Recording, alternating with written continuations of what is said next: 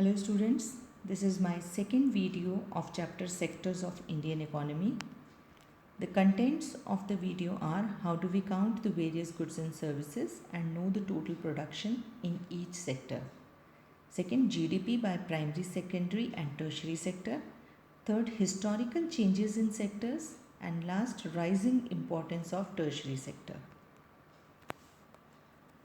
Before starting the first topic, I just want to explain the types of commodities produced by different sectors in an economy.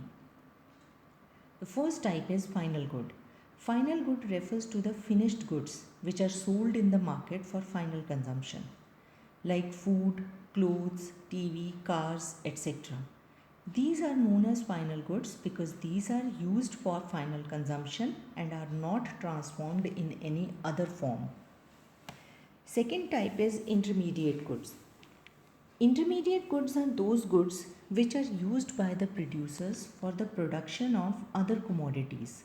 Such goods can be used only once and used up during production process. Means we cannot use these products again and again. For example, raw material used by different sectors like seeds, fertilizers, etc. used by primary sector, cotton, sugarcane, leather, wood, metal, etc. used by secondary sector, and electricity, water, etc. used by tertiary sector are some examples of raw material used by three sectors known as intermediate goods. Now I am going to explain that how do we count the various goods and services produced by these three sectors and know the production in each sector.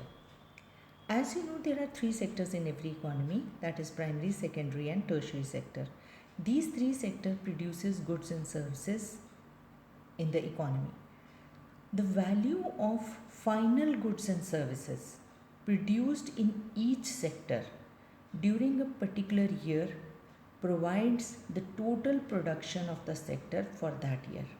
For example, the sum of goods produced in primary sector in 1 year is the total production of primary sector for that particular year. So we can calculate gross domestic product or GDP by adding final production of all the three sectors, that is primary sector, secondary sector and tertiary sector. So GDP is the value of all final goods and services produced by three sectors in a country during a particular year. While measuring GDP, we need to take certain precautions. Now I am going to explain the precaution that we need to take. While calculating the total production of a sector, the value of only final goods is included and not the intermediate good. The value of final good already includes the value of intermediate goods. If we also count the value of intermediate good, then it will lead to the problem of double counting. That is the counting the value of a commodity more than once. I'll explain it with the help of an example. Suppose a farmer sells wheat for rupees 8 per kg to flour mill. Flour mill grinds it and transform it into flour and sell it to for rupees 10 per kg to biscuit company. And biscuit company sells biscuits worth rupees 15 to consumers. In this rupees 15, the cost of flour is already included. So biscuit is the final commodity, and while measuring GDP, we take the value of biscuit only and not of wheat and flour because their value is already included in the price of biscuit. And if we include it separately, the problem of double counting arises. In India, the task of measuring GDP is undertaken by central government. Now students, look at this graph. It shows the production of goods and services in the three sectors shown by different colors. Blue primary sector is shown by blue color, secondary sector by pink color and tertiary by green color. The data is given for 2 years, that is 1973-74 and 2013-14. You can see how the total production has grown over the years. Now students, here is an assignment for you. Answer the following questions by looking at the graph and write it in your notebook. First question is, which was the largest producing sector in 1973-74? That means out of primary, secondary and tertiary sector, which was the largest producing sector. Second question is, which is the largest producing sector in 2013-14? Question 3, can you say which sector has grown the most over the years? And last question is, what was the GDP of India in 2013-14? Write the approximate value. Now I'm going to discuss with you the next topic, that is historical changes in sectors. It has been noted from the history of many developed countries that at initial stages of development, primary sector was the most important sector of economic activity. Agriculture sector is dominant as majority of the people are engaged in this sector.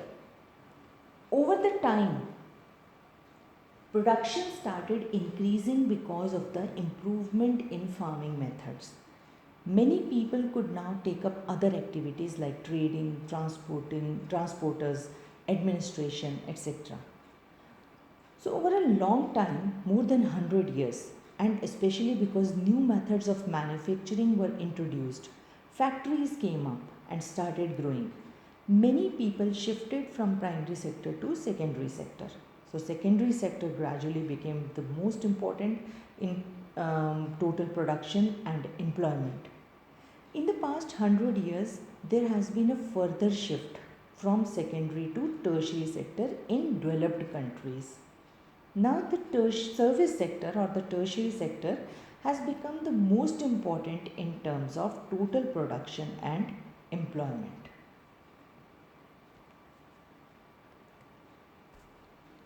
Students, the next topic, this is very important, that is the rising importance of the tertiary sector in the production. In the year 2003, the tertiary sector has emerged as the largest producing sector in India, replacing the primary sector. Its importance is increasing day by day. There are several reasons for this. Now I am going to discuss with you all those reasons one by one. First is basic services. Government is providing many basic services for economic growth of the country and for the welfare of the people, which are required in the country, like hospitals, education institutions, police stations, courts, post services, etc. So due to this, the demand for tertiary sector services increases. Second is growth of agriculture and industrial sector. The development of agriculture and industrial sector leads to the increase in the demand for services like banking, insurance, transport, trade, storage, etc. Next point is the improvement in living standard. As the income level increases, certain section of people start demanding many more services like eating out, tourism, shopping, private hospitals, private schools, professional training, etc. It increases the importance of tertiary sector. Next is need of information and communication services. So over the past decade or so, certain services such as those based on information and communication technology have become important and essential. So these are the reasons due to which in the recent years the importance of tertiary sector is increasing in India. However, not all the service sector is growing equally well. At one end, there are a limited number of services that employ highly skilled and educated workers in tertiary sector. But on the other hand, there are a very large number of unskilled workers engaged in tertiary sector, such as small shopkeepers, repair persons, transport persons, etc. These people barely manage to earn a living, and yet they perform these services because no alternative opportunities for work are available to them. So, on this basis, we can conclude that though tertiary sector is growing at a faster pace, but it doesn't mean that all those who are working in tertiary sector are growing and getting good income from this sector. That's all for today. Thank you so much.